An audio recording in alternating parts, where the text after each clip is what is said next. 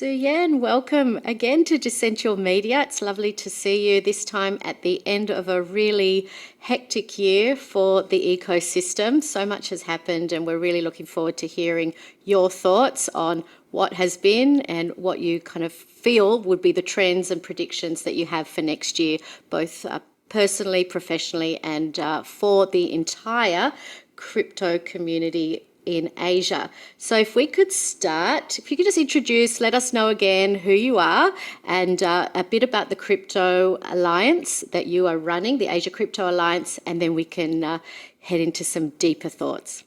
Thank you, Miss, and thank you for giving me this opportunity to share what we do at the Asia Crypto Alliance. My name is Su Yen, and I am a co-founder and CEO. What we do is that we are a trade body representing virtual asset service providers in Asia. And really, our whole intention is to be part of a discourse to create a more sustainable crypto and a digital ecosystem going forward. So that's in a nutshell of what Asia Crypto Alliance does. At a more practical level, on a day-to-day basis, it really means, creating dialogue between stakeholders like the regulators, civil society, and our membership body, as we try to all dissect what it means to create a sustainable crypto ecosystem for Asia, and particularly a digital economy, that's couched on more a digital framework where crypto is one of the many elements that would power a new generation of, services in Asia. So this year, what were the major concerns that your members had that you were able to kind of take forward to the regulators or take forward to the community and action?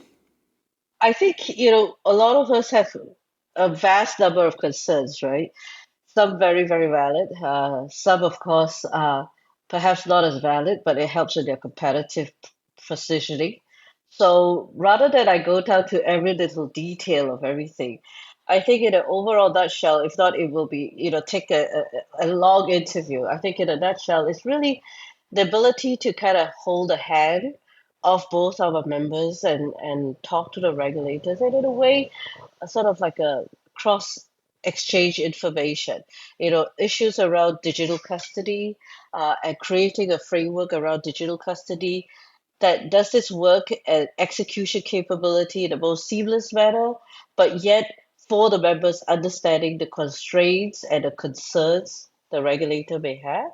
So it's the increasing sensitivity to both parties and finding a common solution or at least a compromise. Sometimes it's around clarity, for example, due diligence on specific products that is peculiar to digital, or virtual assets, and how the regulators view that kind of risk.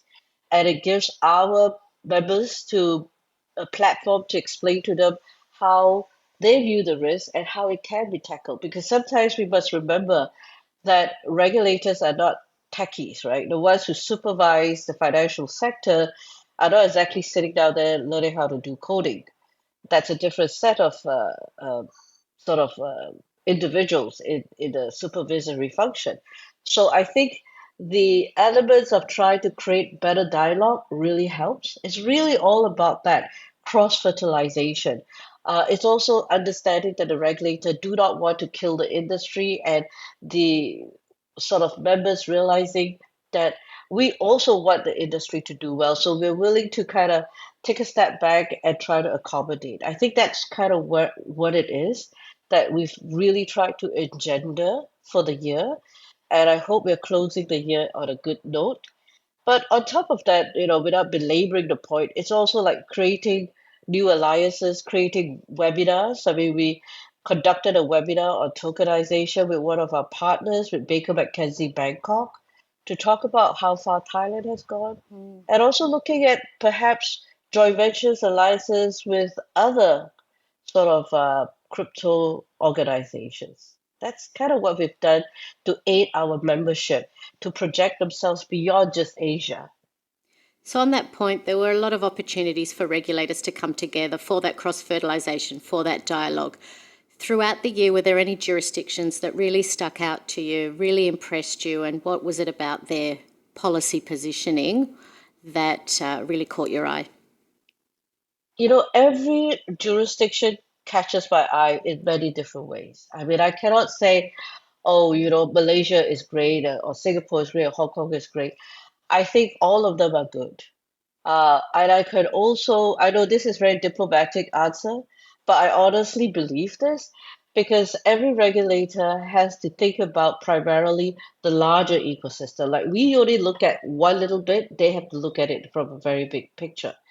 So I think for every jurisdiction, like for example, Hong Kong and what they've done, but they've couched it within a Web3 sort of economy and how they're powering it. And I think that's a very responsible way. They have not said, I don't want crypto and I want to shut it down, but I'm going to try to see how we can allow this growing sort of uh, service offering to be incorporated just so that our economy doesn't lag behind. And then, of course, Singapore, a recognition that it is not going away. So I can't say there is one particular jurisdiction because I think every jurisdiction has been doing very well. We look at Thailand and how they have incorporated tokenization as another element of offering to uh, the market. So overall, I think what's important to take away is the recognition, finally, the recognition by regulators. I mean, let's not forget, maybe what, 3, 4 years ago, they didn't want to deal with it. They didn't want to recognize it. They thought if we regulate it, that means we are giving it its legs. Recognizing it means that, oh, it is actually a valid product, right? So no one really wanted to go there. But now look at the wind of change. There are actual regulations around it. And certain jurisdiction is no longer regulation by enforcement, which is already a very good step ahead. So that I think portends a wonderful step rather than saying, oh, I think Singapore is great because of this or Thailand is great because no, I think all of them are good according to the needs of their own particular jurisdiction. And the fact that they recognize that crypto, digital finance, virtual asset service providers are here to stay. So let's try to find space for them. How do we accommodate, integrate it within a larger context of our economy? I think that's what we need to take away from this. So much progress was made despite the winter. So I think looking forward, there seems to be a hope that it's thawing, that the bear market may reverse at some stage throughout the year. Do you have any predictions about when you feel this reversal can happen? Do you feel it's already happening? And what would you like to see happen for the crypto ecosystem globally as a result of hopefully exiting this bear and moving back to bull? Well, I wish I had a crystal ball. I can't tell you this is how it's going to be like. Uh, and that would be a fool's errand. But I suspect we have to look at the elements that are going to be there. So if you look at the broader economy, the Fed chairman has already indicated they're not going to raise interest rates, and next year could be a time when they're going to lower interest rates, which is good. The element we need to consider is how China's growth results will be looking like. I think that's going to be very key to seeing what it means. And from that, you can kind of decipher, well, what is the implication to the crypto market? I think the other element to look at is also the mainstreaming, not of crypto, but the mainstreaming of how you use the technology that underlies crypto.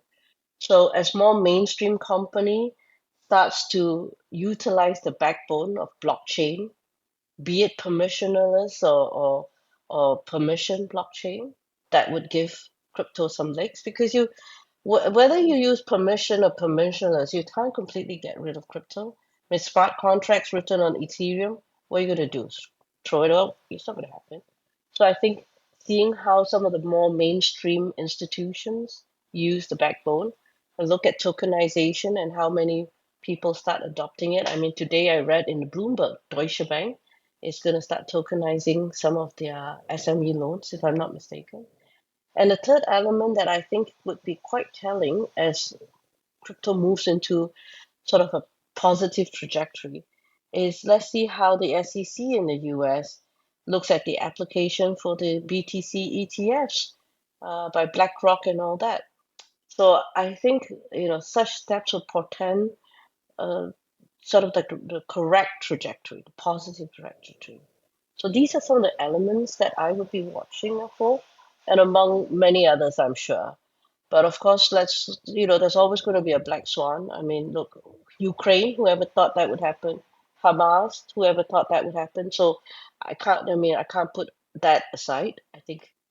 But if all else stays the same, with Ukraine doesn't get worse and Israel, things start to kind of go on peacefully down, maybe, yeah, we have something positive to look forward to. And for you professionally with the Asia Crypto Alliance, what are your plans, visions for 2024 that you can share? Well, I think my plans and vision is that to make sure that it's going to be still on a sustainable path, that we will have more members coming on board who is more excited to join us on our journey, and that regulators will always have an open door policy. And so far, I must add that they have always been very open to talking to the alliance and to the members. I mean, one thing you must say that the Asian regulators always have never shut their doors. Never. Thank you Thank so much you. for Thank sharing you, your Miss. thoughts with us. That's Thank great. That's you. great. So let me just, don't come off yet. I'll just press stop recording.